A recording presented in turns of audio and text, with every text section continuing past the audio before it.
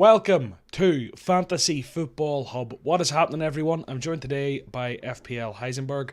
We're going to have a look at how we've got on so far. We're in the middle of a game week. We're going to have a look at it, how it's all going. It's not going great. Spoiler alert. You don't look happy. And then we're going to talk about all the big things that he talked about in the run-up to Game Week 21. Two big fat red arrows, Wes. Yeah, not happy at all, John. Been shafted by some decisions, and Mitrovic missing a penalty is just the icing on top of the cake for a bad. I didn't see that. You see, I was away at the weekend, and I didn't get to watch Match of the Everton, and I definitely didn't catch the Fulham game. Did he kick it off his other foot or something? Did he slip? Yeah, he slipped while I was taking it, and it goes in the back of the net. So you're watching it, you're kind of thinking. To be fair, I could tell it was a double tap, especially as like all the Newcastle players were reacting straight away. And I was expecting a miss anyway because he's awful at penalties. Even he's missed away at Wolves this year, then that one at Newcastle. He's missed another one, hasn't he, recently as well? And even the one he scored, I remember he scored one at home to Villa, which was so bad. Martinez guessed the right way. He actually dived sort of past it. It luckily squirmed in. Yeah, awful penalty taker. And I think he'll probably lose penalties now for Fulham because Silva backed him after his last miss. But after this one, he said he's going to think about it and he's got other good penalty takers, blah, blah, blah. So maybe Andreas, 4.5 million midfielder, gets those penalties for Fulham. It'd be really interesting if it was Andreas. More so out of like a benching headache, because obviously we all have him, so it wouldn't be interesting to see who gets him. It's more interesting from like a benching headache, you know? I just always am riddled. When I look at you and I talk about stuff like this, I just think of Souček a couple of seasons ago and how many goals we'd left in the bench. If Andreas gets penalties, there'll be so many goals left in the bench. Yeah, because he's already got assists in his locker, hasn't he? So if he gets those penalties. If he had penalties this season, think about how many Fulham have got, because Andreas took and scored one away at the Etihad when Mitrovic was injured about before Christmas. Can't remember what game week. So it looks like Andreas would be second choice because Willian was on the pitch at that point and he didn't take it. And all the main starting players were on apart from Mitrovic. Andreas took and scored. So I think it could possibly move to him as soon as this week coming up. Be interesting to see. Captain Giovanni says, you in the comments, what's happening? Say hello, guys, if you're watching. And if you're watching after the fact, do subscribe and like the video. Wes, I've pulled your team up just for a quick sort of rundown. Let people know where you're at. -4, net 40 points, with the 44 -4. You're bang on average. Bruyne, you played Bruyne, which is great. Trippier, Ederson 1 pointer. You've still got Ederson, Shaw, Rashford, who is questionable, I think, is he? Haaland, De Bruyne, Kane. You've still got some in the tank there. Yeah, I think the disappointing thing just was, I made the switch from Kepa to Ederson 4 -4. I was thinking this double game week, and I was thinking double game week 23 as well for City. So I was getting 2 extra fixtures for that.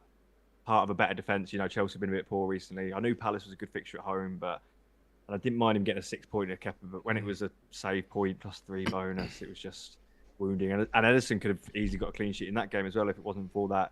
I don't know if you said you haven't watched much football this weekend, John, but the Bruno Fernandes goal was ridiculous. I saw the rugby offside, is it not goal? Yeah. Yeah. So that was quite late on, and that obviously then led to the second goal as well. So who knows? Ederson might have got a clean sheet in that one, but yeah, just annoying. Getting Kane back in, blank. It's a fixture versus Arsenal, so I wasn't expecting, a very good Arsenal side like they are these days. So can't really moan about that one too much. But yeah, just disappointing. I suppose it's not that bad. The red arrow so far isn't that bad. And like you said, a lot of players still to come.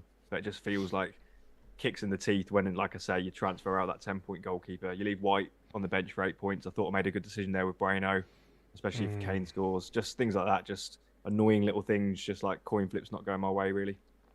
Well, look, the White one, that's 2 points on Bruyne, but I mean, ultimately, that's not the end of the world. It's annoying if Shaw goes and does something, but you were never going to play White over Shaw anyway, so I don't think you can be too hard on yourself there. It'd be different if White had scored 14 points or something. Yeah.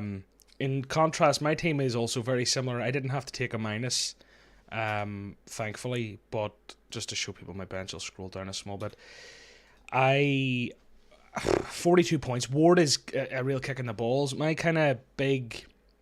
I wouldn't say it was a huge decision, but a big decision all the way back in Game Week 17, which feels like a lifetime ago. I decided to go Ward and Iverson instead of Kepa, and or Kepa and Iverson, or Kepa and Ward, whatever. And that's cost me because Kepa's had a couple of nice performances, and I've known Ward isn't really going to keep much. I just kind of was praying for that continuation of form that they had pre sort of World Cup. But yeah, exactly. It's at that stage now. There's been a couple of weeks where I've had big swings based on Ward, but I think I prioritised the freemium straight out the bat. Now a lot of people are here, but I did it straight away. Yeah, and that was one of the places I did let slip. I also didn't have Cancelo. Yeah. Thankfully that one worked out for me. But this week I brought Ake in, and I brought Kane in for, was it Darwin, and who did I get rid of instead of Ake? Reece James. So I have a few quid in the bank, I think. Not a hell of a lot, but basically my whole point here is Rashford did all right, De Bruyne did all right. I did play the triple captain on Haaland. We'll see what happens. White and Bruyne on the bench. It's not been great. 42 points. Just thankfully there's no minuses. So we'll wait and see. And see. We'll come back later on to what we're planning on doing. But for now we have a few points to talk about. Something I want to bring up here is this whole just captaincy in general. This is something that comes up in FPL at the start of seasons and every so often, right? I don't want to give this too long ways, but it is kind of counterintuitive and annoying that if you've captained Haaland this week, you're probably cheering against him. Or even if you have Haaland and didn't captain him, which a lot of people, some people have probably went Rashford and stuff, which has worked out so far. But imagine having a player and cheering against them so much, and if they score now, you're going to lose massive rank. Yeah. It's just a weird kind of counterintuitive part of the game I don't love. Yeah, I know what you mean. And even for me this week, Haaland is my captain, but he's not my triple. And I think the effective ownership stats was like 206%. So essentially, it's like if he scores, it's like a differential. So for you, John, it will benefit you, but it won't benefit me. It will slightly harm me.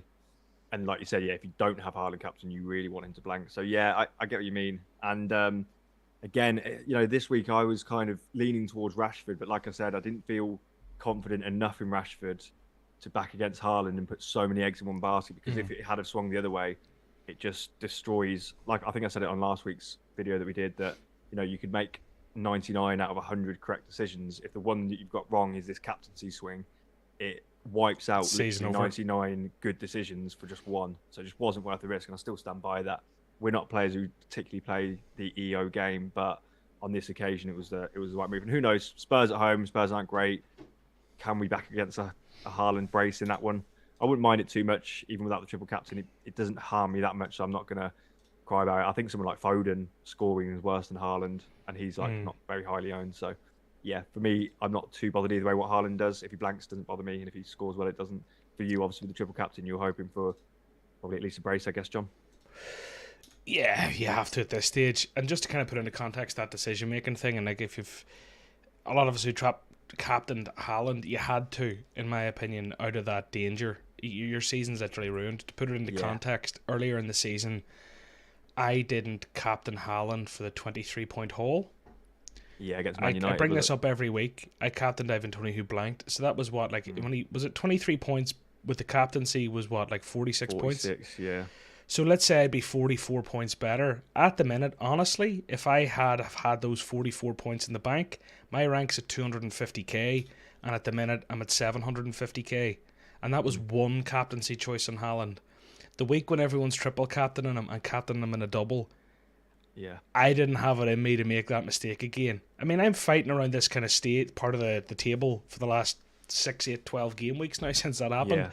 Whereas, I could be up in the 250Ks, that's not a bad place to be attacking the end of the season. So I think anyone who's captained Haaland has to rest easy, because I think it was probably the right choice this week, regardless of outcome. Absolutely, and it could still end up being. It could still pay off. Rashford, and Rashford relied on a last minute, or not last minute, sorry, a late on goal. Otherwise, he blanks as well, doesn't he? Which it wasn't as if Rashford was peppering the. He did have a couple of chances first half, but I think we'll see how it goes.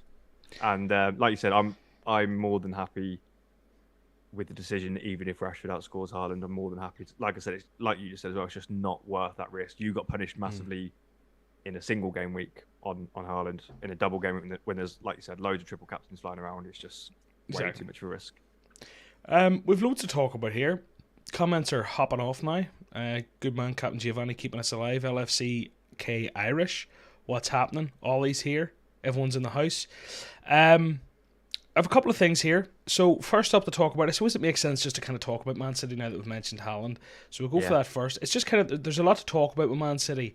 Kevin De Bruyne not in training. A couple of guys back in training who you might talk about. Obviously, beating the Manchester Derby, which I don't know. I feel like we're all still in this. Maybe it's just me. I'm still in this, and I'm out of it now. But like for the last ages, I've been in this position of like last season bias, whatever, where Man City are shit hot and United are shite. But United are playing really, really consistently good football at the minute, and I need to shake the narrative of the last 10 years since Ferguson left that they've been crap. Yeah, Do you know what I mean? They're playing really well. Ten Hag's done a good job. Yeah, really good job, playing really well as a team. I think Bruno came out recently and said, now, we used to be individuals, now we're a team. And That's it Ronaldo. shows, Shitman Ronaldo. Yeah, it shows massively. And yeah, they've got tons of, I say tons of good assets. They've got good assets everywhere. You can go for a midfielder in Rashford, a defender in Luke Shaw, keeper De Gea. So there's players everywhere. And even up front now, I guess if you've got Martial, you probably want to jump off. They've signed Weghorst, and he's a bit of an injury. He always seems to get injured, doesn't he? And even now, he went off at half-time in the last game. So yeah, apart from Martial, I think a lot of good assets in the United team. So yeah, you do need to shake that that sort of bias against United that I used to have as well, to be fair, until very recently. Yeah, I think I'm getting there. I think we all are.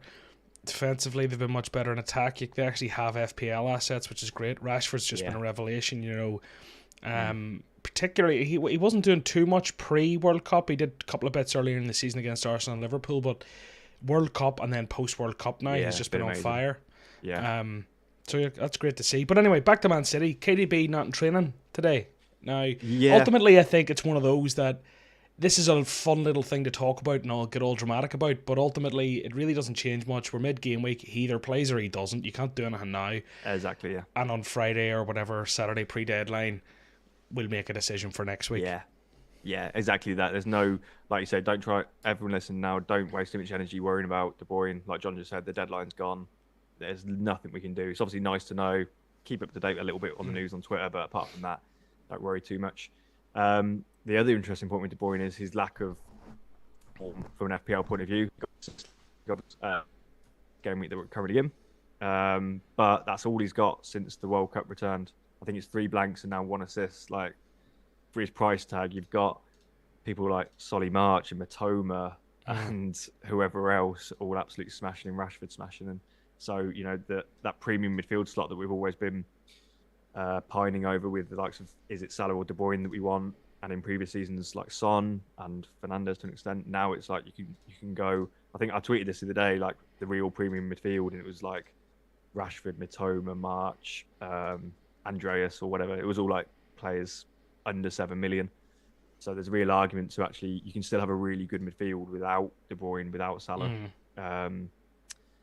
So yeah, I'd probably World Cup and barely played, but some people decided to sort of cover De Bruyne by going for Foden, and they haven't, even though Foden's got barely any minutes, they really haven't lost out much at all. They haven't been punished. Yeah, they haven't been punished at all. Using Fantasy Football Hub's Opta-Stats here, just having a look. De Bruyne, since the restart in game week 17, so what's that, 17, 18, 19, 20, and we're going in 21. The last 4 game weeks so far, 4 appearances, he's got 22 expected points. He's only scored 11. People missing the chances is great. He's highest on the table, on the chart across the league in that time for XA. He's ahead of Bruno Fernandes, Odegaard, March, Mahrez, Salah, Casemiro, all these guys. He's higher than them. Where he seems to be let down in terms of his performances is XG. Like, he's right the way down. I can't even be arse counting. I mean, you're talking, I don't know, like 30th, 30th or 40th on the list of midfielders in terms of XG. Now, I know that's not what his game is necessarily. He's a real creator, but you'd like him to sprinkle a few goals in. You'd like him to have a higher XG than Billing, Douglas Luiz, Podence, Hall, 100%. Joel Linton. All these players have higher XG than him over the last 4 games, and it's kind of like, where have you been, mate? And when De Bruyne is on proper form, he will pick up a bucket load of assists, and then he will sprinkle in that goal from the edge of the area, which is maybe low XG, but at the minute that's just not coming. So for what is he, 12-ish million? It's tough. Yeah, it's tough because the trouble with De Bruyne is, how do we really jump off? Because City have another City and Arsenal, as you know, the confirmed fixtures so far, the next doublers are City and Arsenal in Game Week 23. So Yeah. I'm probably holding De Bruyne until then, and then maybe jumping off unless he's back on form. But this is where FPL gets really tricky. Second half of the season, you almost can't make decisions you want to make based just on form and fixtures. You have to take into account double game weeks as well, because I made the error of jumping off Kane before double game week, wanting to jump back on and wasting transfers. So I know it isn't an or, it's an and. You can have Martin Odegaard as well. Yeah, it doesn't have to be Odegaard or Kane, and that's the beauty, or Odegaard or De Bruyne. But that's the beauty of Odegaard's price. But he's legitimately playing like a 10 million asset at the minute. Yeah, and he's 6.8 million. If we look at him, like I don't need to ream off his points. Everyone knows how good he's been. He's just phenomenal. So I'm looking. He is the double in 23 now. I was kind of bringing him up as a point of like, oh well, holding De Bruyne to 23, you could just get someone like Odegaard, and does the price really matter? Equally, you're probably going to want them both. But like that just brings me on to Odegaard and Arsenal in general.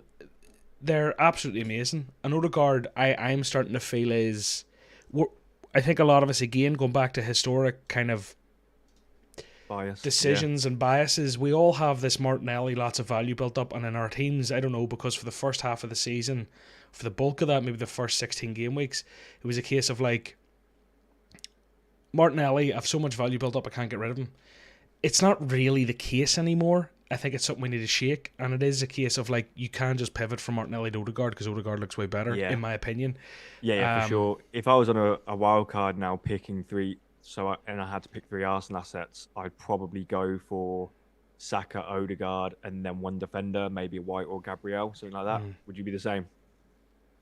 Yeah, I think I'd actually pick Odegaard top personally, but that's just because I kind of like him a lot. But Odegaard, Saka, and then probably a defender. But I actually don't mind Martinelli. I think if you look at his, like, I think it's the shots in the box. I'd need to have a quick tinker around here. Yeah. But in terms of shots in the box since game week 17, where does he come up?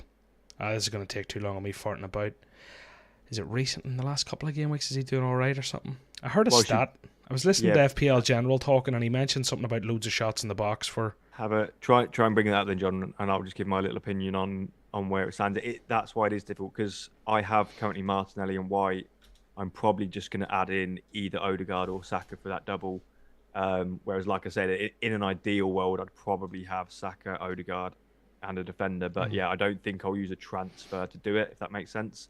Because in any given game week, I think Martinelli can. They're almost going to share points, Arsenal. That's why they're a little bit of a tricky FPL team, because sometimes Odegaard can run the game from centre midfield. He can spray balls out to Saka and Martinelli, who end up with the assists for like Nketiah, for example. But yeah, Odegaard at the minute is playing almost De Bruyne-esque. He's scoring from outside the area, so creative. Yeah, unreal player. That assist he nearly got for Martinelli against Brighton. I don't remember that, John, where he kind of like dribbled it, rolled it back and nutmegged someone with a little toe poke. So yeah, but insane. I have Martinelli's numbers pulled up here. So in all midfielders since game week 17, he has the joint most shots in the box with Matoma and Rodrigo. So I bring that up just to kind of be like, it's not like he's disappeared. He's getting chances. That's 10 shots in the box. Only 4 of them have been on target.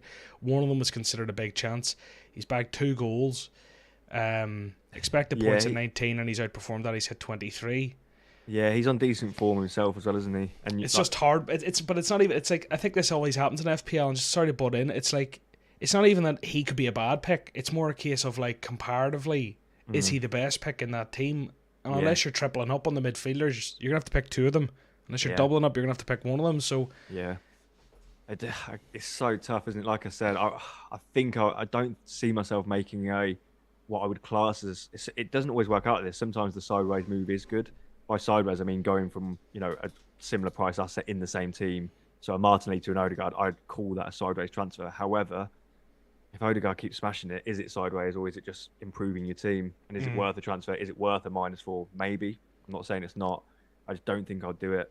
I think, like I said, I've made my bed. I'll lie in it with White and Martinelli, then just add in Odegaard and hope that Saka stays quietish during the double. I think that'll be my plan. I didn't plan on pulling this up, so I don't know how it'll format when I pull it up. Oh, it looks okay. It's very small on your screen, guys, and I apologise for that. But basically, I've just pulled up on the Opta Tools on Fantasy Football Hub, Odegaard, Saka, and Martinelli. Nice. And this is from Gameweek 17. Now, it is very small on your screens, and I apologise for that. But just to kind of talk about a few things, Odegaard is dicking the bonus point system. 121 versus 83 for Saka and 66 for Martinelli. So he's got 7 bonus. Against 2 for Saka, 1 for Martinelli. On top of that, something we obviously need to consider is the fact that Saka costs 1.3 million more than the other two. Martinelli and Odegaard are similar. Minutes wise, they're all there. You know, they're all 360, 356, 347. Shots wise, Odegaard actually has the most shots, which I'm not going to say it's surprising. Whenever I knew Martinelli had so many, I wouldn't have. If I was a betting man, I would have said Odegaard hasn't had that many, but he's actually had more. He's had a lot less inside the box though, because he's obviously maybe took a few free kicks and smacked a few from outside. So his XG is much lower. Like his goal versus Spurs. But his XA is over double the next. You know, an interesting point you made on bonus there, John. Players like, you know, when I know Rashford got the 3 bonus at the weekend, but it was a really low scoring system on the bonus system. Normally, if Rashford gets a solitary goal, he doesn't get the bonus. And same for players like Martinelli. Even when Martinelli got a goal and an assist away at Brighton, he didn't get bonus. And Odegaard, with the same returns, goal and assist, I think it was, absolutely smashed the bonus. So his style of play, and same with De Bruyne. Sometimes De Bruyne can get 1 assist and get the 3 bonus, stuff like that. De Bruyne, Odegaard, they're sort of creative midfielders that don't lose the ball a lot and stuff like that. And you know, Odegaard's never going to be offside because that's not his position, whereas Martinelli and Saka are going to be trying to get him behind, getting offside occasionally. That's negative on the bonus system. So, Odegaard, I'm not surprised to hear that he's the best on the bonus system. And it's someone like Pascal Gross. I'm not saying he's a good pick, but I'm just saying that type of player, those central midfielders who dictate play, tend to do much better on the bonus than those midfielders who are down as forwards. Think about Salah over the years, where he'd get that 1 goal and barely ever get bonus. Yeah. Well, I've actually, again... We're going off on tangents here, Wes, and sorry if you need to run. If you need to run, let me know. We'll put on. We love a tangent, John. We do. I've pulled up, and again, hadn't planned on this, so the graphic's very small on the screen. It's the bonus point system.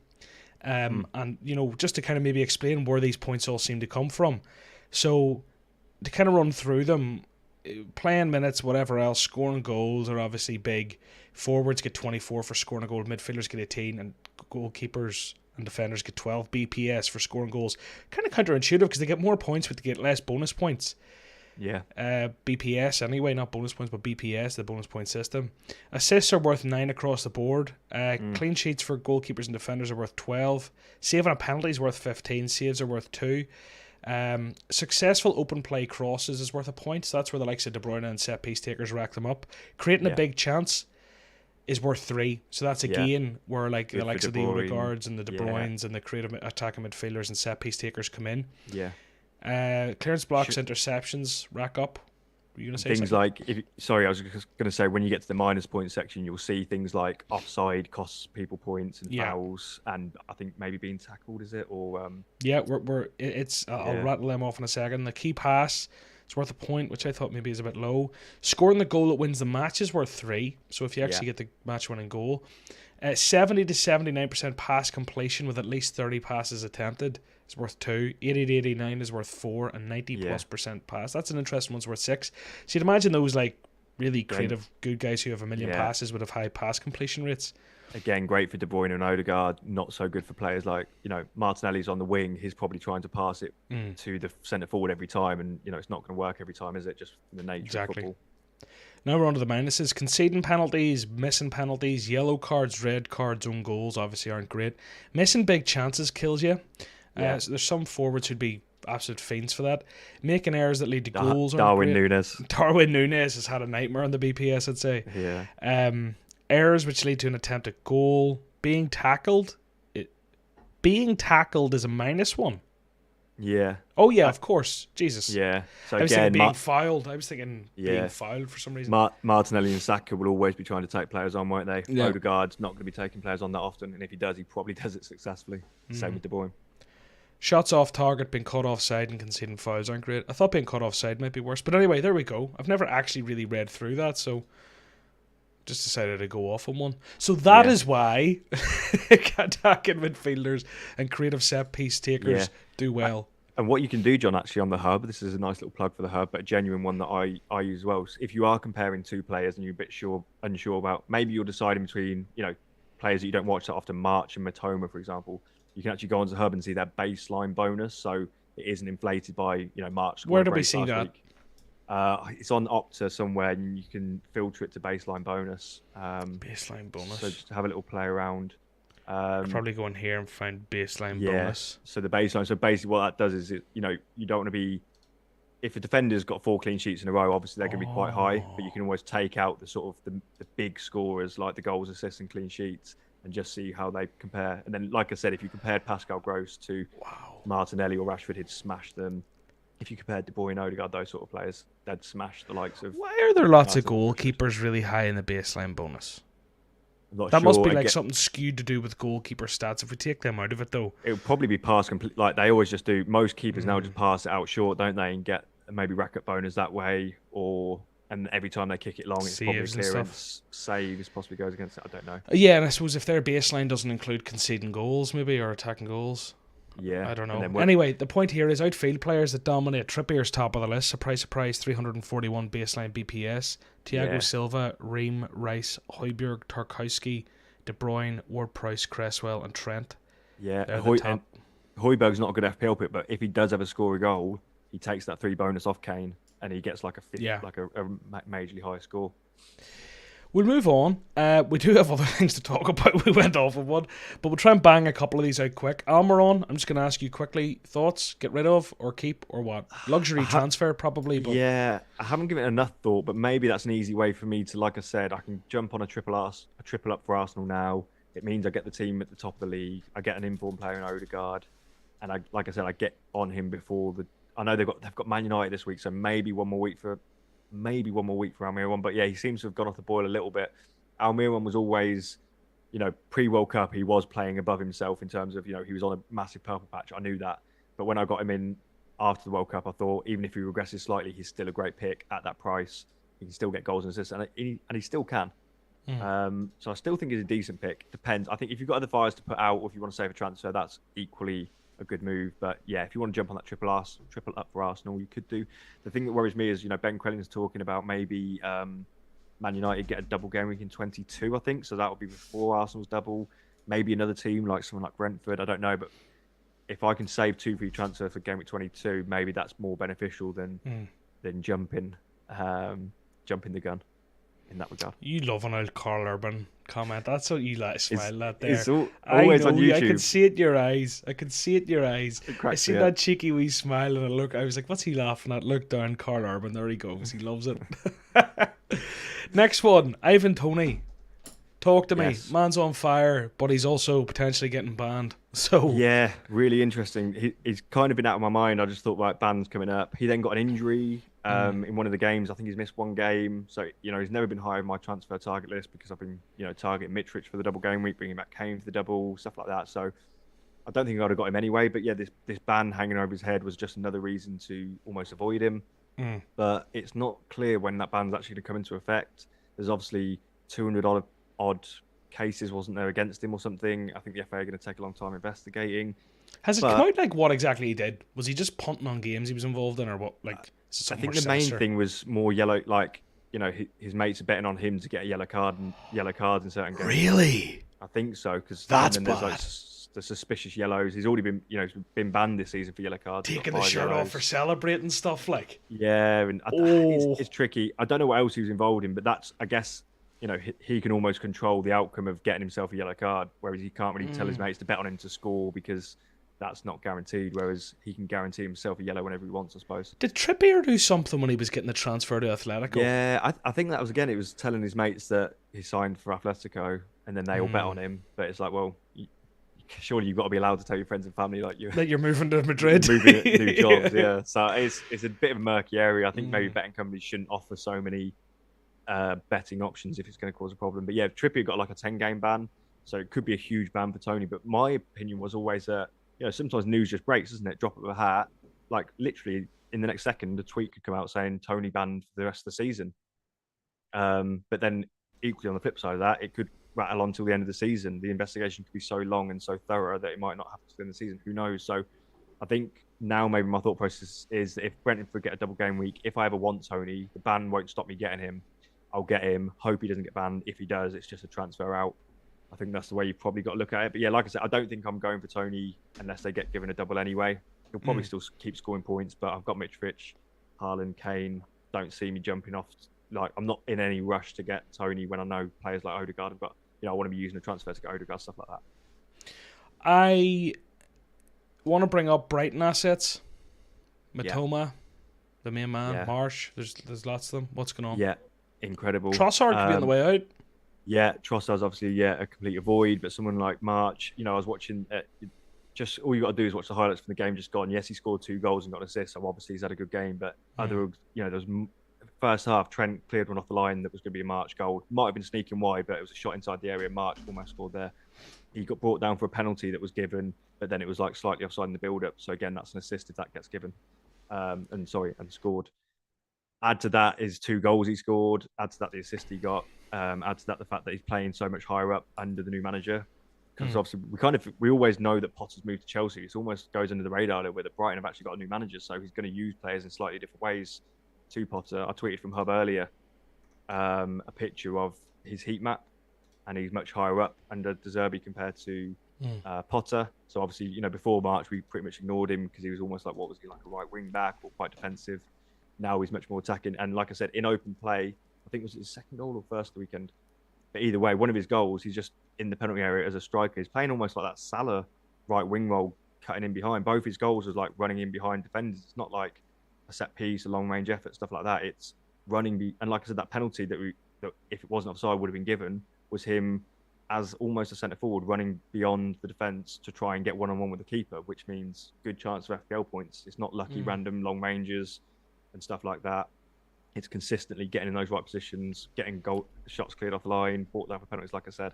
All that stuff means that he got a 19-point haul at the weekend, and it could have been higher, which just shows that it's incredible. One more point on Brighton. I know I'm rambling on a lot, but Brighton's what everyone cares about at the minute. So go for it. So a tweet. If you go to Ben Crellin's Twitter timeline and just scroll through, guys, you'll see a tweet about Brighton, fairly-ish near the top, and it says that Brighton are expected to have the most double game weeks in the last 10 game weeks of the season, so sort of game week 28, 29 onwards. But they're also expected to blank before getting to those double game weeks. So although Brighton are on amazing form, do you want to jump on them before they potentially blank? You could say to me, yes, because they're cheap and they're in massive form. So sod it, I'll do it now. Sometimes we can be too long-term and too clever with like planning for blanks, planning for doubles. But yeah, it has put me off a little bit. The fact that I know that they're going to blank before they double is now the best time to get on them. But like I said, I could easily be wrong and they could all just keep smashing it in these game weeks. My mate might get in March, get a load of points, then just simply transfer them out. So it's a tricky one.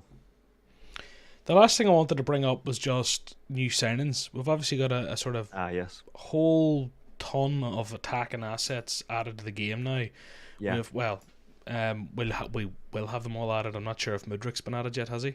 I think he has. I think he's 7 mil, isn't he? Someone can tell us in the comments. I think he's 7 mil midfielder. 7.5 so we've got him, we've had Gakpo, we've had Weghorst, and we've got Felix. And we're just over halfway through the transfer window. So it's been fun. You'll expect a few more signings towards that deadline as well, but like there's some genuine like proper world class talent there, like Felix, Mudryk, and Gakpo. All at differing stages of their career, coming from different stages and different sort of levels of football, but like legitimate top talents come to the Premier League. Might take them a bit longer to sort of fit in, but Felix kind of came out the gate flying, looked amazing, then obviously got the red. So I'd be really interested to see him when he comes back. I mean, Felix Chelsea for me are somewhat of a no-go at the minute, but like that could turn around very quick. Mudryk's there, Gakpo's incredible. Unfortunately, he's coming into a struggling Liverpool team, but I mean, if they can turn anything around at any stage and he can sort of hold down a starting role with all the injuries and whatever, Gakpo could be really interesting. But Weghorst is going to be a fun one. You imagine he'd be somewhat of like a super subby, come on and just wreck people's heads, but maybe he might. He's probably just a different type of attacker, so he'd probably start some games. Yeah, it's going to be interesting how much sort of Ten Hag rates him or what he sees him as. Maybe like you said, or maybe he sees him as better than Martial or more reliable. If Martial picks up an I injury, just he's got to refuse play. to believe that Weghorst, who's come from like Wolfsburg, what was he like Burnley, and then did he go to Burnley. Besiktas or something, or was he Yeah, in? he's still a Burnley player. He's on loan from a Championship side I know, call it to Man naive, United. or call it like I don't know, snobby of me or something. I just Yeah, refuse to believe that Weghorst is Manchester United's out and out starting striker. I feel like he's a different type of player than they have, and it's someone who you want in your arsenal and someone who you want to have the option of bringing on because he'll play a yeah. different type of football. He hold I, the ball up a bit more and I more think of a Man target United man. But probably, yeah, I think they probably couldn't get the centre forward they wanted. They're almost certainly not happy to have Martial, certainly not as the only fit striker at the club. So it's going to be him. I guess it's going to be, and Martial's not a 90-minute man week in, week out, is he? So I'm guessing game time is going to be shared pretty evenly, probably between Martial and Weghorst. They can use Weghorst to sort of give Martial a rest and see if he does well. A striker like Weghorst, I'm not saying he's amazing by any stretch of the imagination, but it's different from playing at Burnley. If he's playing as part of a really good side, creating chances, can he score a lot more? I think he'll score a lot more goals than we'll maybe give him credit for. And at only he 6 was great at million, the World Cup and he had a couple of nice yeah, moments. Don't get me wrong, he did. yeah. No, I know what you're saying. He's definitely not the long-term option, which is why they've only signed him on a 6-month loan with no option to buy. But they're in a position Man United haven't got, unless they're going to play Rashford through the middle, without Martial. When Martial doesn't play, Rashford goes up to that centre forward position where he doesn't want to be, where he's less effective.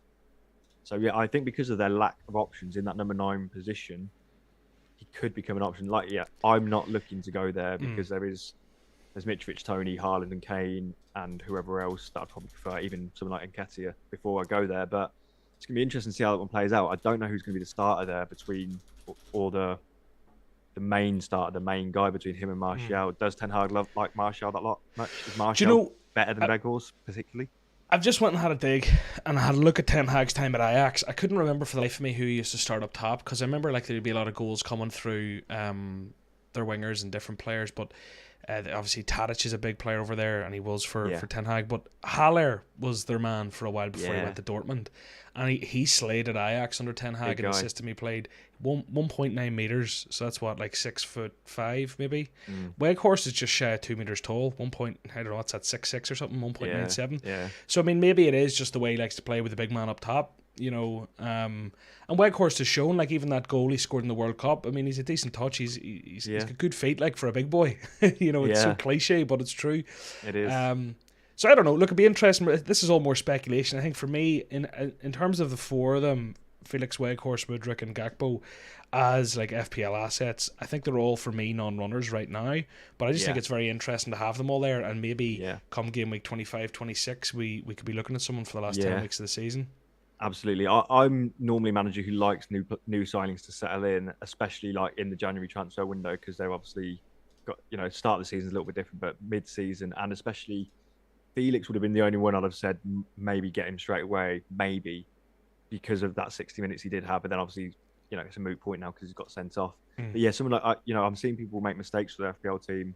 Well, what I'd class as mistakes. Someone brought in, plenty of people brought in Gakpo, like for his very first game, or, people took a gamble on him as soon as he signed, and then he didn't even, he wasn't even registered in time to play that very first game for Liverpool and stuff like that. So don't rush. I just, sometimes, you see these players, you might watch them in games abroad, or you might play with them on FIFA or Football Manager and really, really rate them. But you just have to give them a little bit of time to settle in. Like, people who went for Gakpo early or Felix early, I think there was people who were watching the Fulham game seeing Felix play so well. There was 30,000 of them. Yeah. 30,000 managers brought in Felix, and he gets sent off. Like, you've got to just relax a tiny bit and just give people if you watch Felix, let's take Gakpo again, and he scores a brace next game, great. Maybe now he's in form. Now you can trust him. Now you can bring him in. You don't need to try and be too clever and try and get that big haul before anyone gets it. It's more often than not, it doesn't work, is what I'd say for new signings like this. We need to have a quick look before we go at our teams for next week. So I'll have a look at yours first. I've pulled it up on the My Team tool on Fantasy Football Hub. I haven't made any changes here yet, so it's just sat as your team from last week. What are you thinking of doing, or what have you done? Haven't done anything yet, and I don't advise early transfers with a lot of us have got players for Spurs, Man City, United, blah blah blah, who's play on a Wednesday and a Thursday, I think. And like I said, Ben Crellin's hinting at maybe a double game in 22 for Man United, stuff like that. So I'd rather, at certain stages of the season, I will gamble and take early transfers to save a 0.1, 0.2. But right now, I don't care. Even someone like Odegaard, who I might want, could raise rising price a couple of times. I still wouldn't jump on early. I'd wait for news and then move closer to the deadline. So yeah, for me, I'm probably going to save a transfer or maybe look at bringing in Odegaard. That's kind of my early thoughts, but that's all it is. Very much early thoughts. Yeah, I have to be very similar there. Our teams are very similar, but when I look at this, I have 2.5 million in the bank, and it is about waiting. I'll make the call on probably Friday. I have an exciting week ahead, Wes. I'm going to Paris tonight. I'm going to the NBA, and then on Friday I'm going to Amsterdam for my mate's 30th. And here, sweet. I don't even know if this is something I can say or not anywhere. Fuck it, it is. It's the 21st century.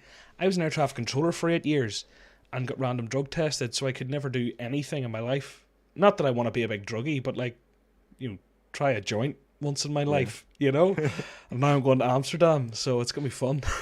Got a whitey and throw up everywhere. Yeah, watch out for the cake. You can get a weed cake or like a weed brownie. Yeah. They're a bit of a slow burner. That can yeah. No, but it should be good fun. It should be a good trip. Enjoy it, man. So that's what I'm doing this week. But I'll be in Amsterdam, I think, making my transfers. But at the minute, the only thing I can look at is maybe Almiron up to Odegaard. But even maybe goalkeeper Ward is a problem too.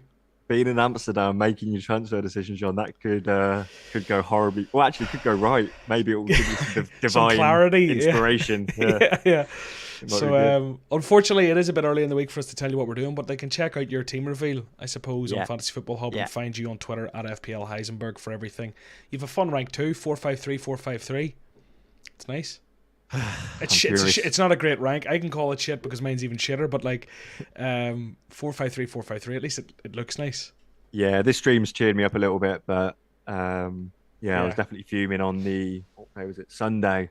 Sunday was a woeful. The Saturday wasn't too bad. It was the Sunday. It was the Kane blank, the Mitrovic missing a penalty again.